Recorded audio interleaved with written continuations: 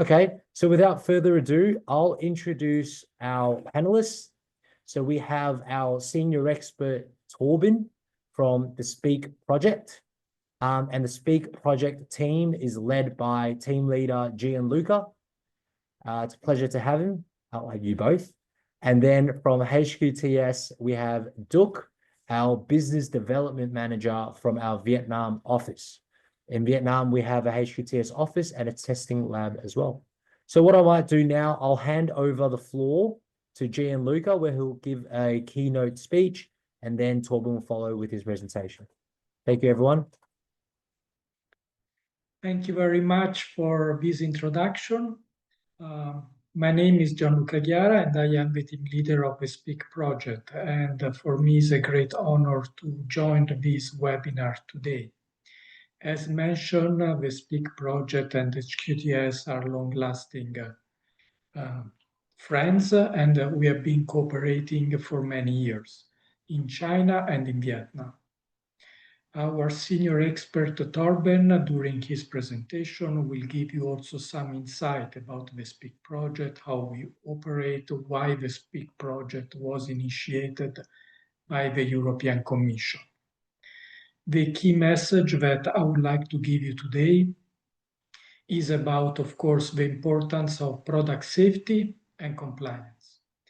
And the reason why we started 3 years ago the cooperation also with HQTS Vietnam, it's because we see an increasing export of Vietnamese product towards the EU. EU and Vietnam are great friends. We have ongoing very relevant cooperation programs. But of course, as always, we emphasize that Vietnamese products are more than welcome on EU territory as long as, of course, they follow EU requirements.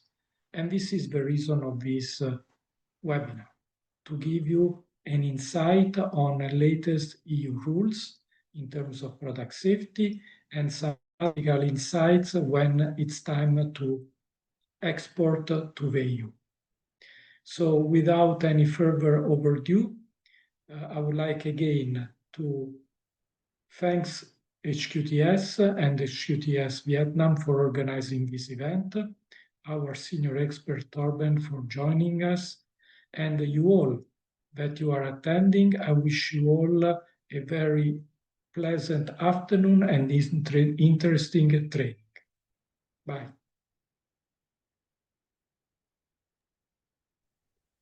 Thank you very much, Gianluca, for this introduction, and thank you very much from me as well to HQTS for inviting us for this webinar. It's a big pleasure for me to give this presentation on the product safety framework for the European Union.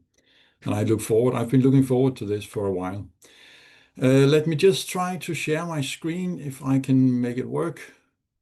I think Anthony, you might just want to open the opportunity so I can share it. Yes, I've just allowed for that permission. You can try again now, Torben. Okie doke. Thanks a lot. And then let me see. Yeah, here we go.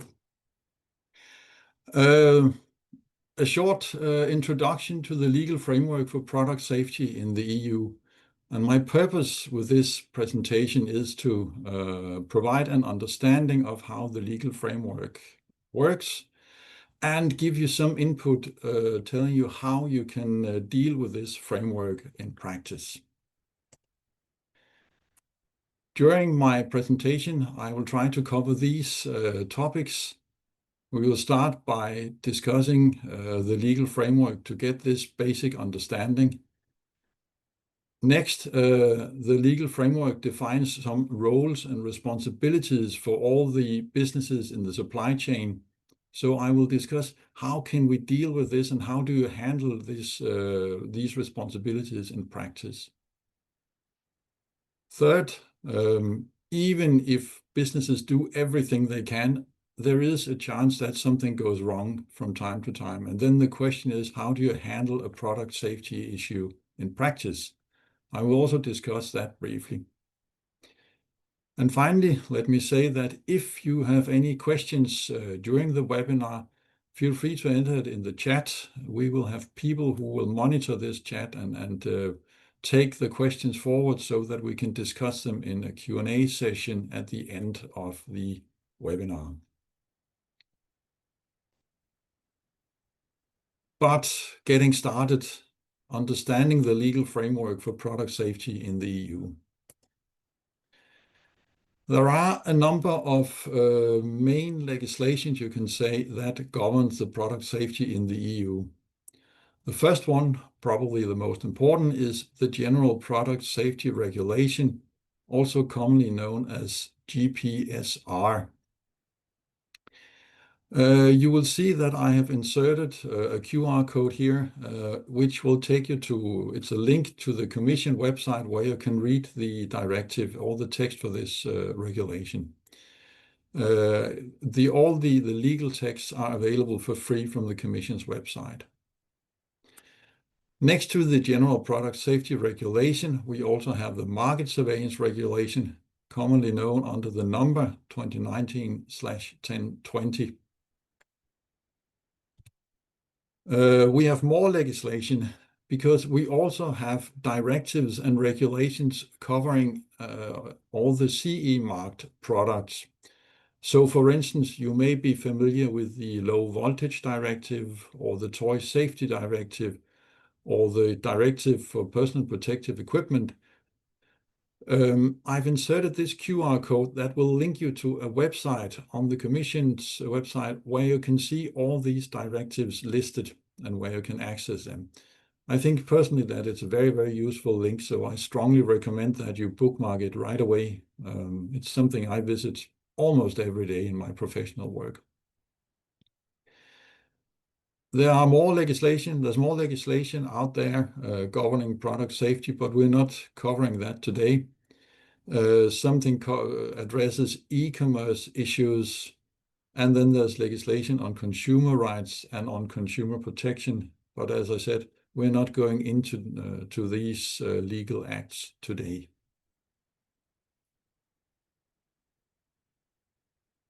A few words about the main principles underlying the product safety work. One thing is that in the European Union, we expect the businesses to take the responsibility for the safety of the product. In practice, this means there is no EU body that must approve a product before it can be placed on the market. If the manufacturer has produced a product and ensures that it is safe and complies with the rule, he is free to place it on the market without any further ado. As I said, we have a number of actors in the supply chain. They have different roles, and these roles determine their obligations and their rights. But basically, all businesses in the supply chain are responsible for preventing that unsafe products end up in the hands of the consumers. The responsibility is shared by everybody, and all are responsible for doing this. All actors are expected to react if they discover that a product is unsafe. And finally, it's important that there is somebody in the EU who is responsible for the safety if a product is placed on the market. Regarding the technical requirements, the philosophy is that all products must be safe. This is the basic principle. All products must be safe, no exceptions. Many products must be CE marked, but it's not all products that must be CE marked. And moreover, if the legislation does not require the CE mark to be put on the product, it is even illegal to place it there. So you should be careful to figure out if your product needs to be CE marked or is not allowed to be CE marked. Then the idea is that the product safety legislation establishes essential safety requirements that on a broad term describes how safe a product must be. The manufacturers must ensure that their products meet these essential safety requirements. In practice, this is difficult if you just look at the safety requirements, and therefore we have the harmonized standards. And the idea is that if you comply with the harmonized standards, you can presume that your product meets the essential safety requirements. This is what we call presumption of conformity. If a manufacturer wants to produce a safe and compliant product, then these are the stages that he would go through. First of all, he would have to identify the directives covering the product. Then he would identify the harmonized standards that apply to the product, because that would allow him to identify the test requirements. The fourth stage is the testing of the product. You can do it yourself, or you can subcontract a laboratory for most products. And then finally, you need to compile the technical documentation that demonstrates that you have produced a safe and compliant product. And if the product has to be CE marked, then you need to draw up the declaration of conformity and you have to affix the CE mark. I'm not going to go into further detail with this one today, but it will be the topic of one of the subsequent webinars we will be giving. I said that we expect businesses to be responsible and take responsibility for the safety of the products.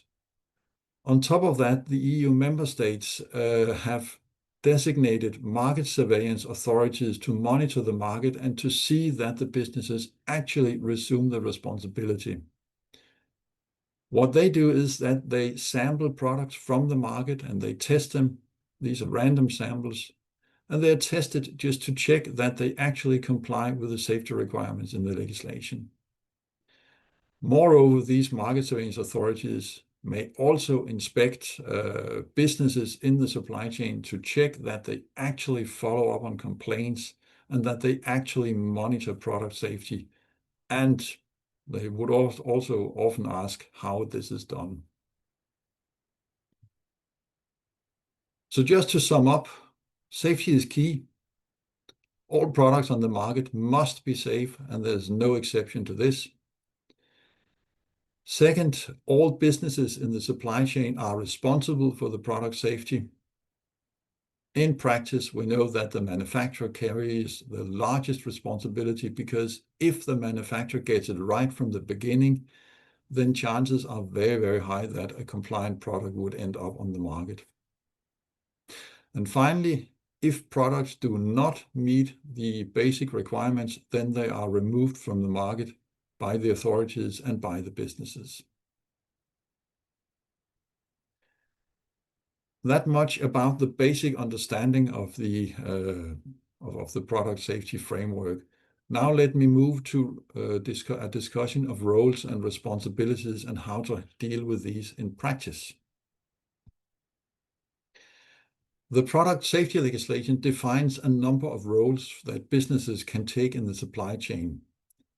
And if we start with the very traditional supply chain, then you can imagine that you have a manufacturer who produces a product, then an importer purchases that product and brings it into the European Union. And finally, the importer sells the product to a distributor who would sell the product on to retailers and sell them to the consumers. These are the classical roles that you will find in the traditional supply chains.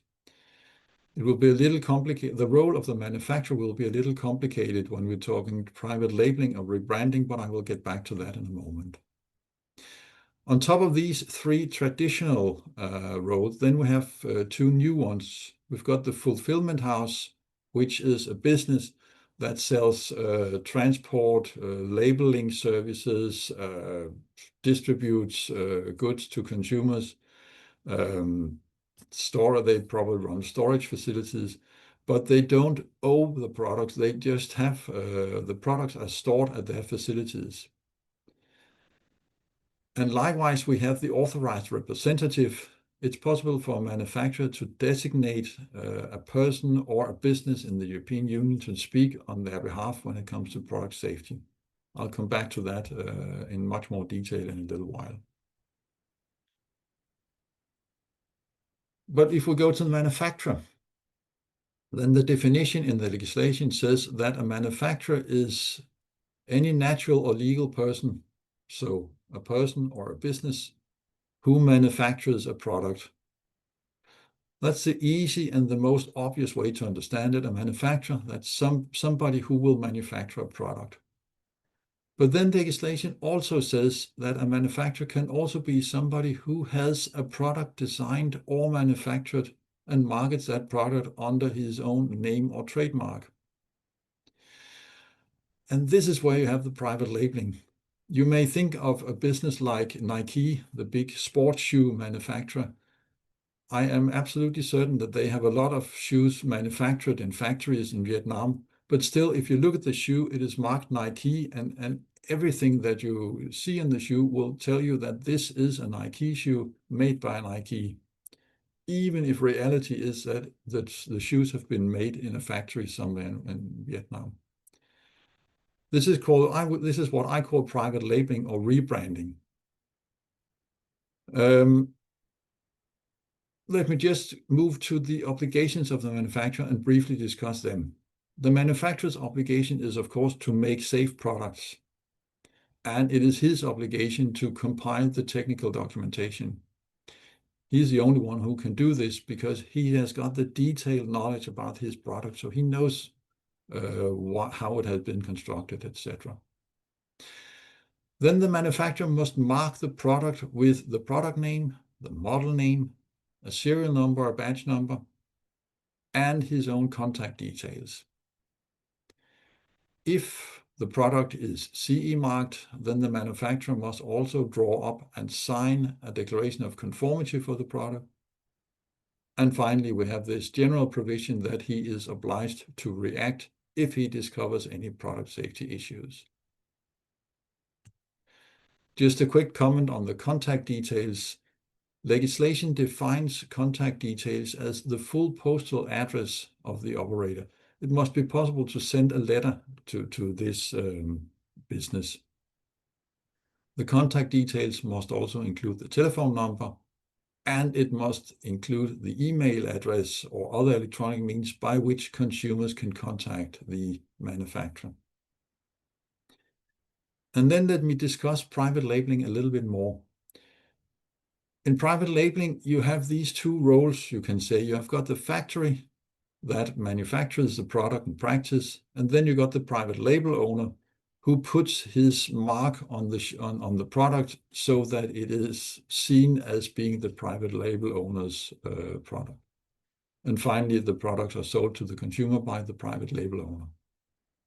If you try to look at the different responsibilities we just discussed, then it's obvious that it is the factory that must design and manufacture the safe product. That is what the private label owner buys from them. It's also clear that it must be the factory that compiles and maintains the technical documentation. Again, they're the only ones who can do this, because they know their product. But then when it comes to marking, it must be the private label owner's contact details that must be printed on the product, not the factory. It's a private label owner that takes on the responsibility. It's a private label owner that acts as the manufacturer in this case. So therefore, it's the private label owner's contact details that must be in the product. It must also be the private label owner that signs the declaration of conformity if the product is CE marked. And it will be the private label owner that communicate with the EU market surveillance authorities. One thing to note is that if something goes wrong, then it is the manufacturer, as indicated on the product, who carries the full responsibility for the product. And that is the party that a market surveillance authority would go back to. This creates some confidentiality issues in practice, because legislation says that the private label owner must ascertain that the technical documentation has been compiled, that it's correct, and that it is complete. And legislation also says that the private label owner must be ready to send the full technical documentation to a market surveillance authorities, including any commercially sensitive information that the factory may have put there. How would you handle that in practice? Because the factory would not be very willing to hand out their secret information to the factory, to the private label owner, because there is of course, a risk that the private label owner may take everything and go to another factory and say, can you do it cheaper? How can you work around this? Well, one thing is that the factory could perhaps compile the technical documentation and then send the full table of contents to the private label owner to say, look, we have prepared the information, it's here, and you can ask for it if you need it. It might also be an idea to invite the private label owner to the factory to check that the documentation is there. Of course, the private label owner is not allowed to take copies or photographs of anything, but he can check and verify the documentation is there.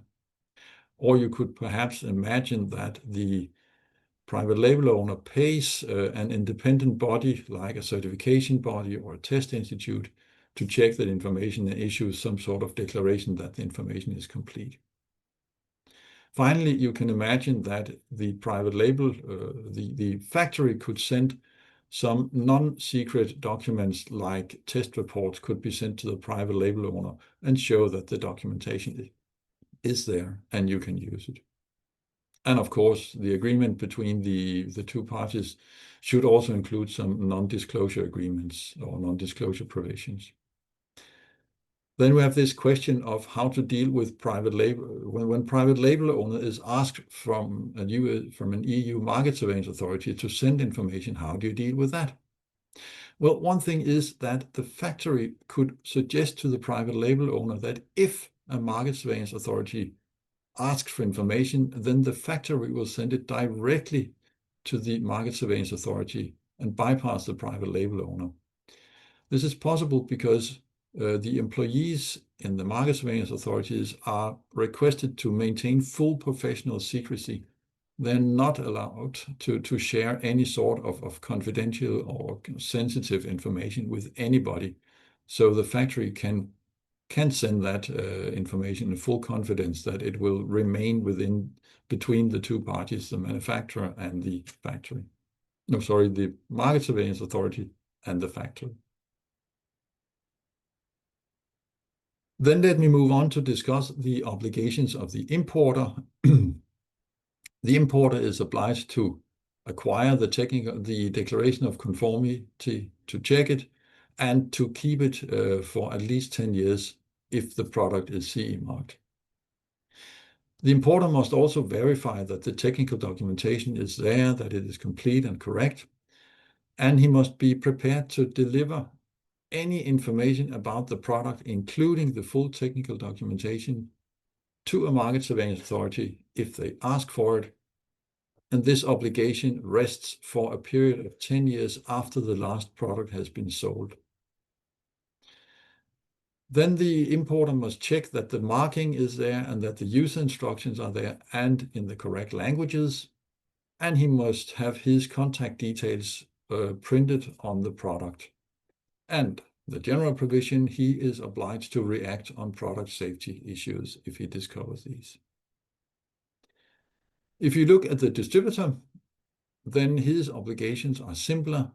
He must check the marking and the user instruction and verify that they are there in the correct language. Then the legislation says that he must store and handle products so that safety isn't compromised. And finally, the general provision, he must react on product safety issues. Then we had other actors in the supply chain, the authorized representative and the fulfillment house. These are interested because they may take on the role of a responsible person. And who is then the responsible person? Well, that's yet another party that has been defined in legislation recently. So if you look in Article 4 of Regulation 2019/1020, or you look in the GPSR in Article 19, you will find a description of the responsible person and the obligations such a person will have. First of all, it is mandatory to have somebody who is responsible if you are going to bring a product to the EU market. Somebody must be responsible for that product. That person must be physically established in the EU. It's not sufficient to just have a letterbox somewhere. And this person or business must be empowered so that it can act on behalf of the manufacturer if any issues related to product safety comes up regarding this product. You may then ask, who can then take on this role of being a responsible person? Well, in some cases, it is easy because it's given by the supply chain. If the manufacturer is present in the EU because they have a subsidiary or they may have a sales office or something else, then it would be natural to have that manufacturer take on the role as responsible person. If you sell via an importer who takes the goods into the European Union, then that importer would normally take the role as being responsible person. And then it's possible for the fulfillment house to take on board the role, which in practice means that the fulfillment house will ask traders for quite a lot of information and documentation for the products if they're going to take on the role as fulfillment house. And finally, it's possible for a manufacturer to designate an authorized representative and mandate that one to solve the jobs of the responsible person. If you look at the tasks and obligations for the responsible person, then you can see them in this slide. The responsible person must check that the declaration of conformity exists, and he must store it for at least 10 years after the last product has been sold, if the product is CE marked. But for all products, he must verify that the technical documentation exists. He must be able to react on requests from EU market surveillance authorities and send any kind of information or documentation that they ask for.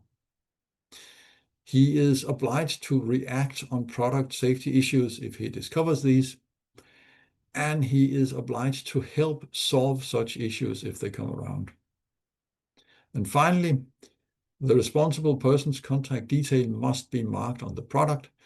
This is easy if it is the manufacturer or the importer who will be the responsible person. If it is somebody else, then you need to add that address to the product.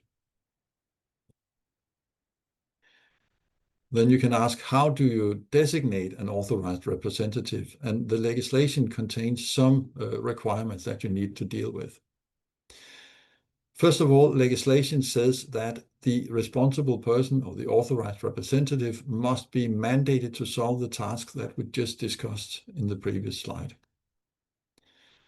In practice, you have to write up a mandate. You have to have a written mandate with your authorized representative.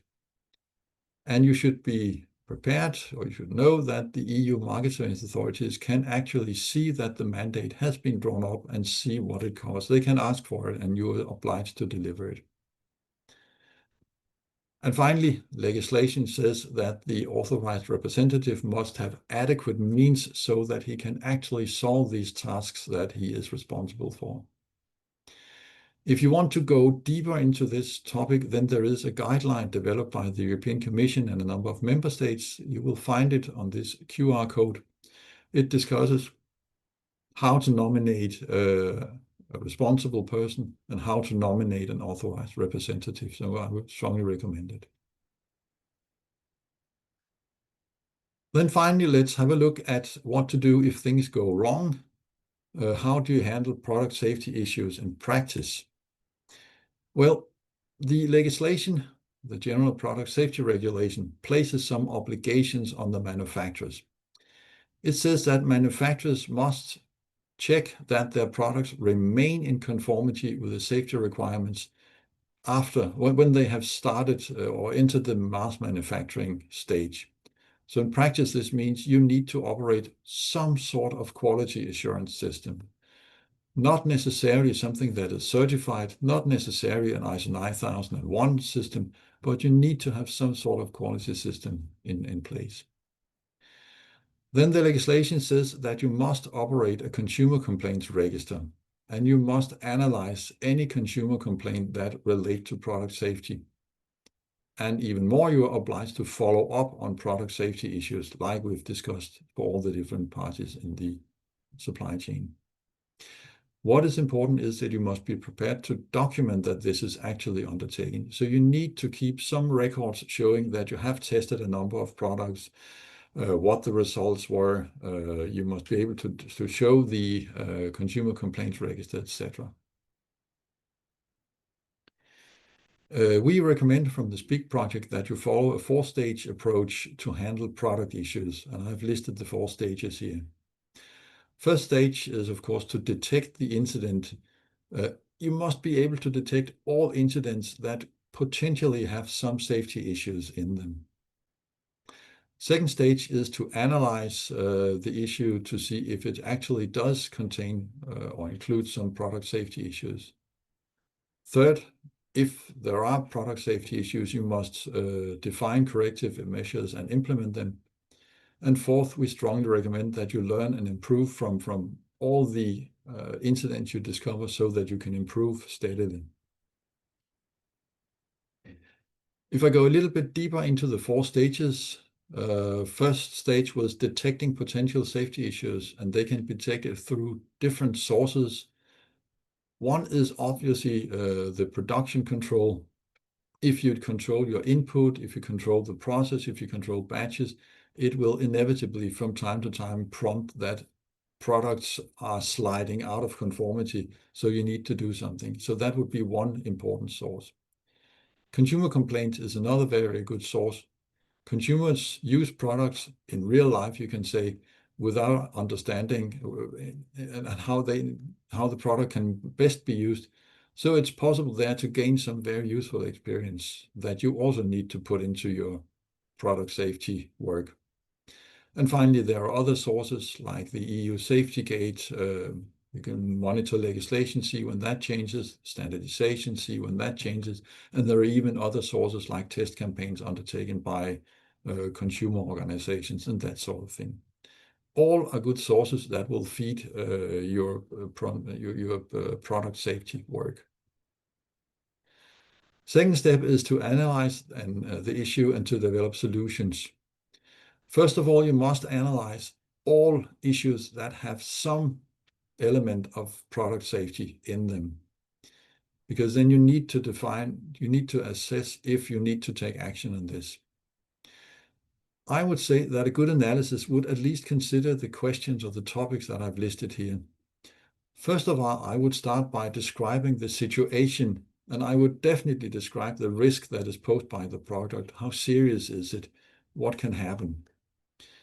You also need to describe the necessary corrective actions that business must take. And it's a very good idea to discuss the preventative actions that will prevent this issue from reoccurring. And finally, I would say that an action plan would or must include a timeline telling you what to do when to resolve the issue. If you look a little bit deeper into this action plan, I would say these are the elements that you must include, and there could be more, of course. First thing is to consider what do you want to do with products that have already been manufactured and that are non-compliant. Consider that these products may be different places in the supply chain. They may be at the consumers, they may be at shops, they may be at different stocks, including the manufacturer stocks, or they may be in other places, like for instance in a container on its way from Vietnam to Europe. You may decide to take different measures against the different products depending upon their position, and that should be described in the action plan. You will most likely need to modify the product to make it safe again, so you need to describe what modifications are necessary. Could be change of raw materials, change of components, modifications of design, etc. Likewise, you need to describe if it's necessary to change anything in the production line. And then I think it's important to consider what sort of communication do you want to send out. Communication would be to the consumers, the end users, to the ones who have bought your products, so the importers, etc. What do you want to communicate to the general public? And do you want to communicate to any other parties? And finally, as I said, a good action plan will include a timeline, and I would argue that it would also include a budget for what would this cost the company to resolve. Then third, you need to implement the corrective actions. And I'm not going to say a lot about that because that would you would have that information in the action plan. I would just like to remind you that it is compulsory to report corrective actions to the member states where the product has been sold. And this reporting must be done using the Safety Business Gateway. You can see that I've inserted the QR code with a link to the gateway. One obstacle here is that it is only businesses established in the EU that can report corrective actions into this system. So this is where you need to involve your responsible person, because the responsible person can fulfill this, can do this work for you. And then finally, you need to learn and improve. So you would need to consider preventative actions so that would help you avoid that this issue would ever reoccur. And some questions you can ask yourself and should answer in this is, how and when was this issue actually discovered? Is it possible for you to improve your detection system so you can discover the issue earlier on before the consequences grow big? You should also ask yourself, is it possible to improve the product, or is it possible to improve the manufacturing process so that you can make your product more robust against changes from the outside? And finally, is it possible for you to monitor the use of the products? Is it possible to improve your monitoring of the standards or the legislation? Again, the idea is that it's important that you catch these issues as soon as possible before the consequences grow huge. One final remark from my side is that the European Commission has developed this very good guideline on recall effectiveness together with a number of EU market surveillance authorities. It's a very good guideline, so I would strongly recommend you to download it and check it. It provides guidance on how to run a recall process, all the practical steps that you need to take on the way. And you would be able to download it from the QR code you can see in the slide. This was more or less what I wanted to say. Let me just finish with a few words about the SPEAC project. The SPEAC project has produced a wealth of very interesting knowledge that would be interesting and useful for manufacturers to help them produce safe products. The first tool is found behind the top QR code here. It is called the SPEAC Finder. It's a comprehensive library of fact sheets that describes all you need to know about product safety. A lot of these fact sheets addresses specific products and how you want to manufacture those. And then some of these fact sheets addresses different steps or stages in the product safety process. And in the bottom, you have a link to the SPEAC Academy. It's an e-learning tool with videos, presentations, PowerPoints, all sorts of information that will help you learn about product safety, what you can learn at your own speed. And if you want to repeat something, you can go backwards and see that again. Apart from that, there is a wealth of information stored on the SPEAC website. So you just find the QR code here in the blue rectangle, where you can find information about the SPEAC project. You'll see all the knowledge that we have developed. In the red square, you will see the link to the WeChat account, and we very much like you to get in touch with the SPEAC project if you have any questions or issues coming up. That was what I wanted to say. Let me now hand back to Minduk for the next chapter. Thank you very much. Okay, thank you so much, Torben. So let me share my screen.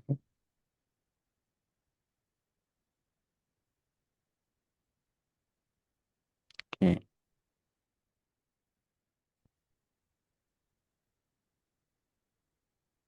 Okay.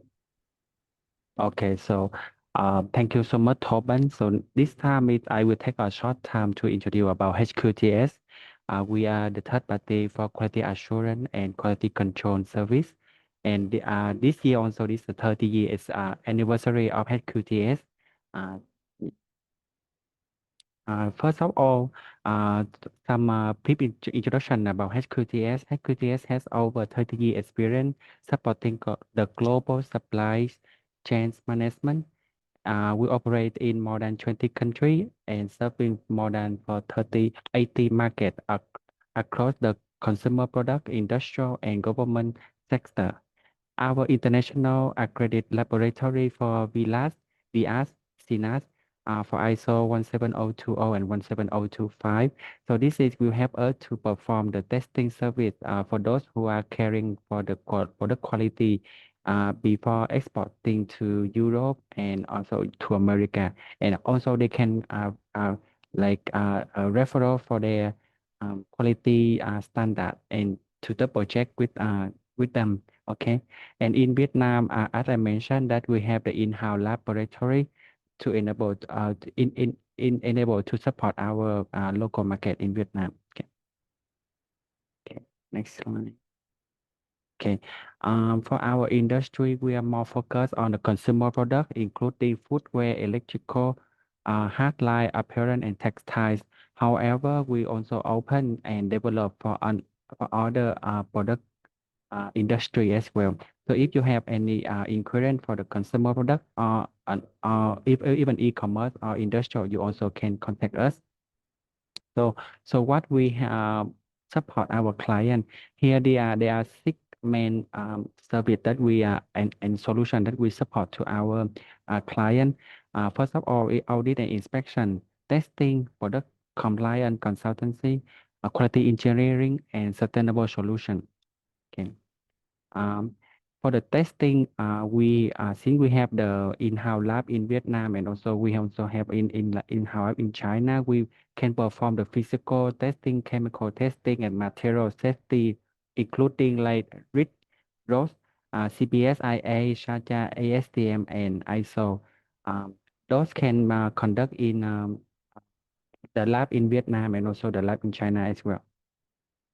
Okay, for the product compliance, we together with SPEAC and also the TOBAN, we do the advice to our exporter and manufacturer to meet the EU, US, and global requirement with so that they can save time and save cost, and also they are clear with the document and also the restrict the regulation of those exporting market as well.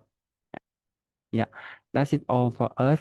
And for the last one, I just want to say that HQTS will help you to save time and cost and also protect your brand reputation when you export to the new market. And those are also the strict market as well.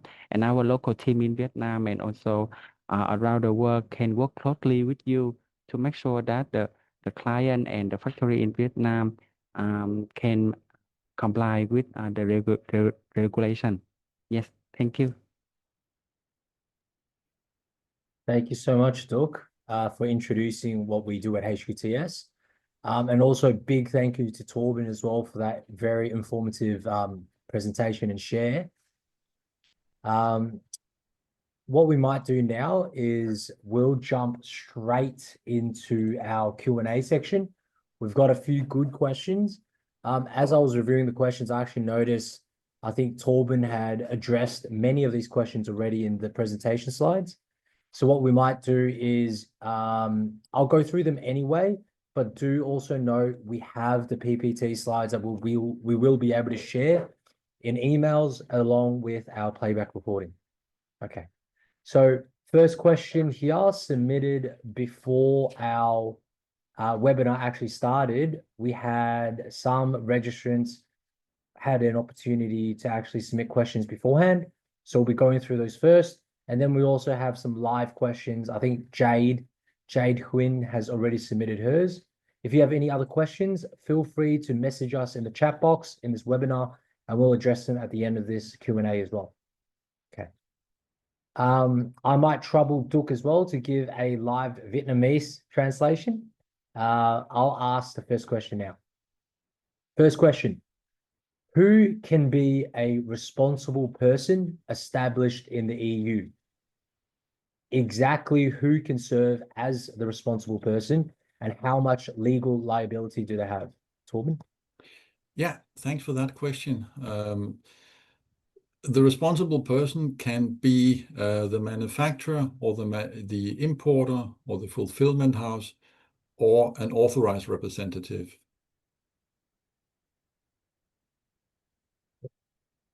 Oh, Duc, sorry, you're muted, Duc. So I will, okay. So, đầu tiên thì mình sẽ nói về tiếng Việt trước. Câu hỏi là ai có thể là người chịu trách nhiệm, responsible person, được thành lập tại EU. Chính xác thì ai có thể đóng vai trò là người chịu trách nhiệm và họ phải chịu trách nhiệm pháp lý ở mức nào? Thì câu trả lời câu đầu tiên đó là người chịu trách nhiệm có thể là nhà sản xuất, nhà nhập khẩu hoặc đơn vị thực hiện dịch vụ hoàn tất đơn hàng hoặc đại diện được ủy quyền. Yes, Um, Tobin. Yeah, I was Torben, just maybe. going to say regarding the legal liability, I'm not an expert in that part, but the legislation lays down some obligations or some tasks that the responsible person must fulfill. And of course, the authorities will check that he actually does so. Vậy, người chịu trách nhiệm có thể có nhiều nghĩa vụ khác nhau và sẽ phải chịu trách nhiệm pháp lý nếu không thực hiện được các nghĩa vụ này. Wonderful. Just to chime in a little bit on this point as well, I think at HQTS, what we've been able to see are some brands that either have subsidiaries local in the EU or offices there that act as a responsible person. There are consultants as well that we've worked with in the past, where the consultants, they take clients and they become the responsible person, and that's a dedicated service as well. That's a picture I also see. Yeah. So I'll move into the second question now. So second question here is, what is an approximate cost and timeline to make a single SKU EU compliant? So that includes testing, tech files, DOC, responsible person. And what are the likely financial and commercial consequences if non-compliance is discovered after market entry? Thanks for that question. I think I will deal with the second half, and then I hope that you will deal with the first half about the costs.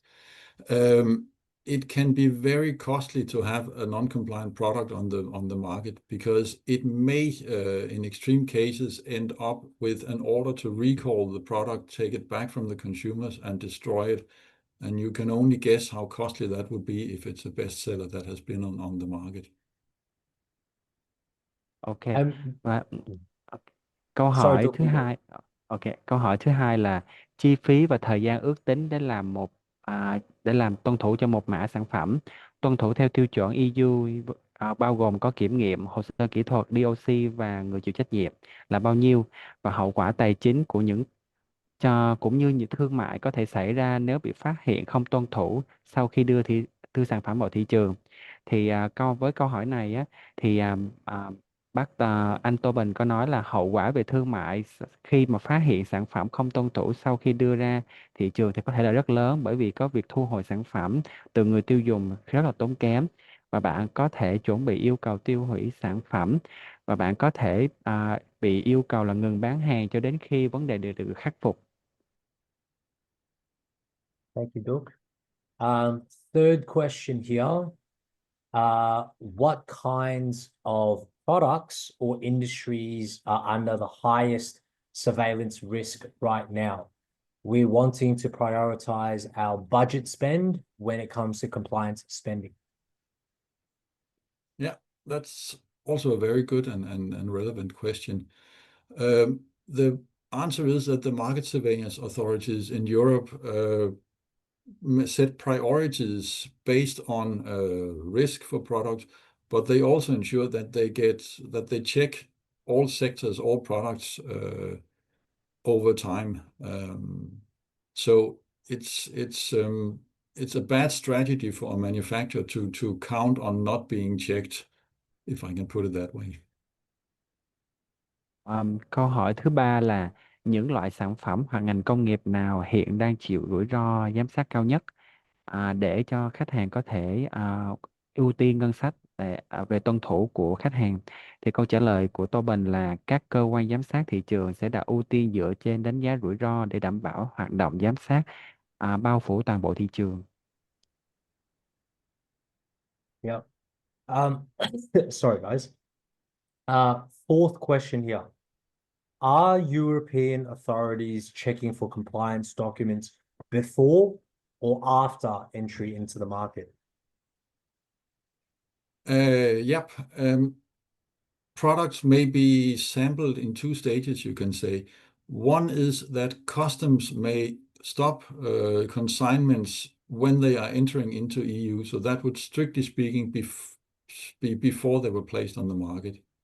And then market surveillance authorities may sample products, but that is after they have come into the market. They will be sampled from shops or from storage facilities, but that's after they've been placed on the market. Ok.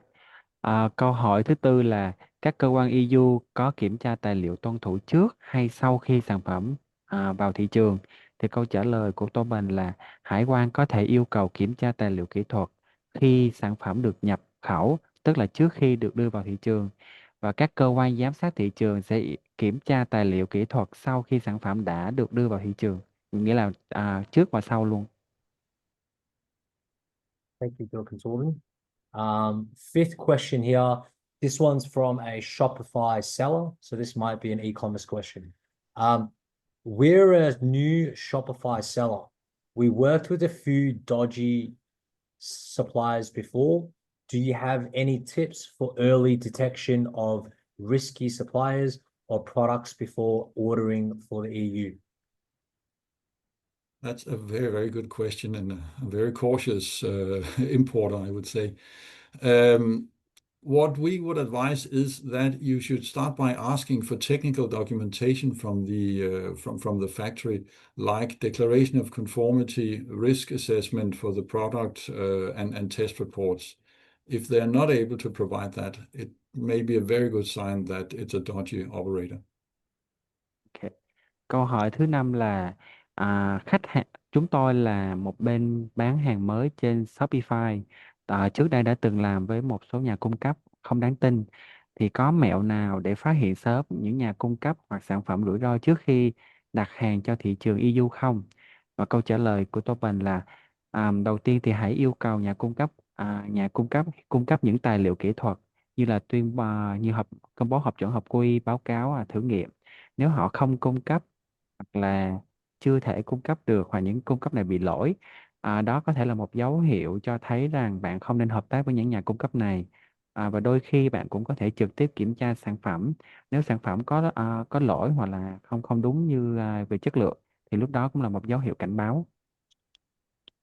Wonderful. I think I might add a few HQTS points here as well. As a service provider in the TRC industry, we deal with these type of situations quite often.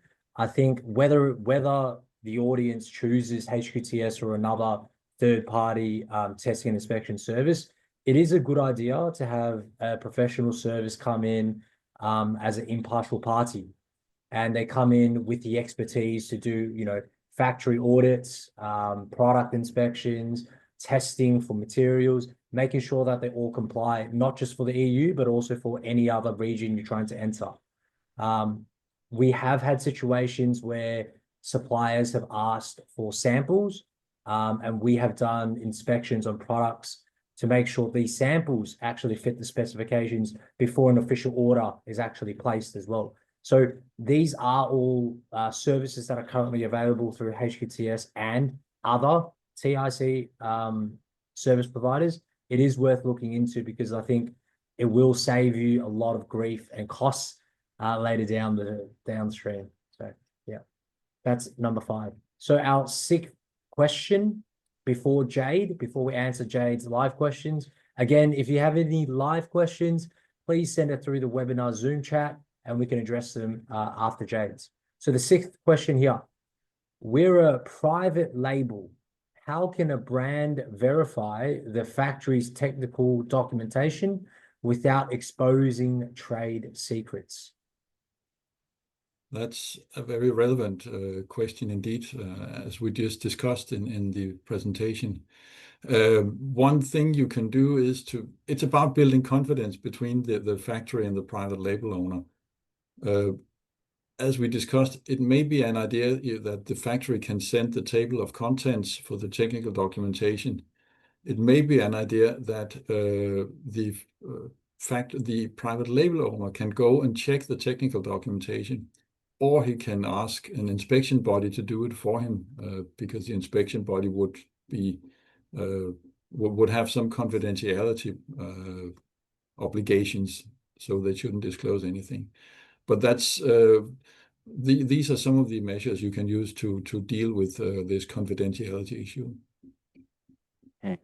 Okay, với câu hỏi số 6 là chúng tôi là thương hiệu riêng, nghĩa là private label, thì làm thế nào để một thương hiệu xác minh tài liệu kỹ thuật của nhà máy mà không tiết lộ bí mật thương mại?